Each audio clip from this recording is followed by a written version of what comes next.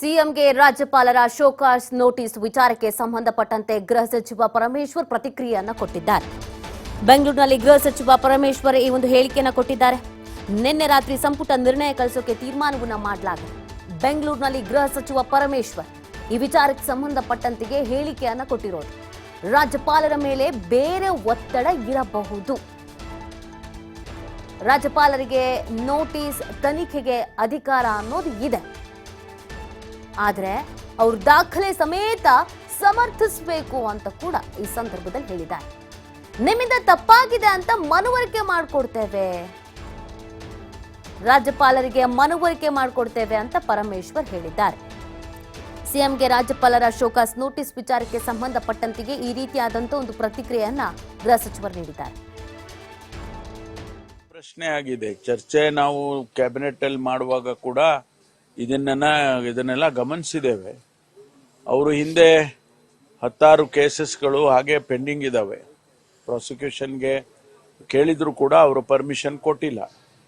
ಆದರೆ ಇಷ್ಟೊಂದು ಆತುರಾತುರವಾಗಿ ಈ ಪ್ರಾಸಿಕ್ಯೂಷನ್ಗೆ ಯಾಕೆ ಕೊಡಬಾರದು ಅಂತೇಳಿ ಏನು ನೋಟಿಸ್ ಕೊಡೋದಕ್ಕೆ ಮುಂದೆ ಬಂದಿದ್ದಾರೆ.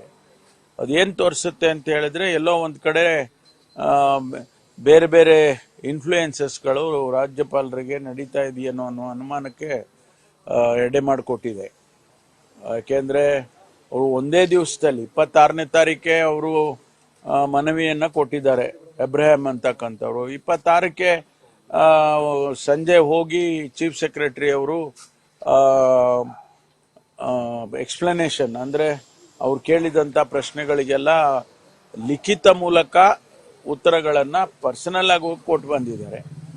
ಅದಾದ್ಮೇಲೆ ಅರ್ಧ ಗಂಟೆ ಒಳಗಡೆ ನೋಟಿಫಿಕೇಶನ್ ಇದು ಬರುತ್ತೆ, ಏನು ಶೋಕಾಸ್ ನೋಟಿಸ್ ಮುಖ್ಯಮಂತ್ರಿಗಳು.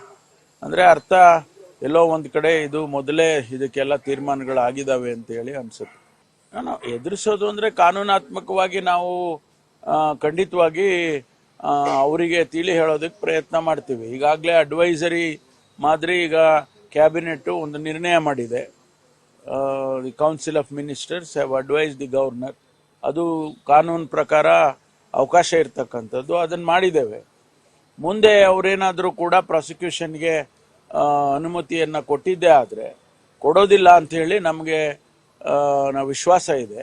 ಒಂದು ವೇಳೆ ಕೊಟ್ಟಿದ್ದೇ ಆದರೆ ಖಂಡಿತವಾಗಿ ಅದನ್ನ ಕಾನೂನು ಪ್ರಕಾರ ಹೇಗೆ ಎದುರಿಸಬೇಕೋ ಅದನ್ನ ಎದುರಿಸ್ತೇವೆ.